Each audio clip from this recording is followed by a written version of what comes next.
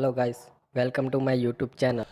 एक इम्पॉर्टेंट खबर आप स्क्रीन के निचले भाग पर देख रहे हैं, इस पर भी बातचीट कर लेते हैं। करीब 400 से ज़्यादा E100 फ्यूल वाले पंप ऑपरेशनल हो चुके हैं और साथ साथ इथेनॉल ब्लेंडिंग से रिलेटेड एक अपडेट आता हुआ दिखाई पड़ रहा है, जहां पे ऑटो कंपनियों के लिए पेट्रोलियम मंत्रालय की तरफ से एक बयान आता हुआ दिखाई पड़ रहा है, जिसमें जो बात उन्होंने मेंशन की है कि इथेनॉल ब्लेंडिंग की परसेंटेज 1.5% से बढ़ के करीब 15% 2024 तक होते हुए दिखाई पड़ी बीते 10 सालों के दौरान।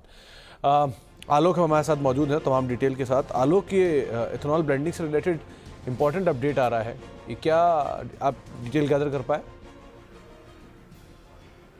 बिल्कुल, देखिए, जो पेट्रोलियम मंत्री हरदीप सिंह पुरी ने बयान दिया है उसके मुताबिक जो 15% का जो टारगेट था ब्लेंडिंग का उसको अचीव कर लिया गया है, लेकिन जो 20% का ब्लेंडिंग का टारगेट है एथेनॉल ब्लेंडिंग का, उसे 2025 यानी अगले साल तक अचीव कर लिया जाएगा, ये मंत्री का कहना है। और साथ ही ये भी कहा उन्होंने कि जो E100 यानी कि पूरी तरह से 100% इथेनॉल वाले पंप है वो 400 से ज्यादा, करीब 400 पेट्रोल पंप देश में ऑपरेट कर रहे हैं। यानी कि इस वक्त जो फ्लेक्स फ्यूल से चलने वाली गाड़ियां हैं उनके लिए देश में अच्छा माहौल है।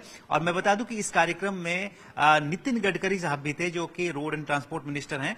उनकी तरफ से जो बयान आया, उन्होंने कहा कि जब माहौल इस तरह का है, इस तरह के जो फ्लैक्स फ्यूल के आधारित गाड़ियां हैं, तो हम रिक्वेस्ट कर रहे हैं सभी राज्यों के वित्त मंत्रियों से कि जो फ्लैक्स फ्यूल पर जीएसटी है उसको लेकर जीएसटी काउंसिल में सहमति बनाए, जो उस पर जो जीएसटी दर है 28% उसको घटाकर 12% लाने की सहमति बनाए। ये मुद्दा काफी लंबे समय से फ्लैक्स फ्यूल पर जीएसटी घटाने का मुद्दा अटका हुआ है। लिहाजा नितिन गडकरी ने एक बार फिर कहा है कि सभी वित्त मंत्री जो राज्यों के हैं वो जीएसटी काउंसिल में अगर सहमति बनाते हैं 12% के लिए, तो ये बेहतर रहेगा और देश में जो फ्लैक्स फ्यूल से चलने वाली गाड़ियां हैं उनके लिए एक बेहतर माहौल बन पाएगा।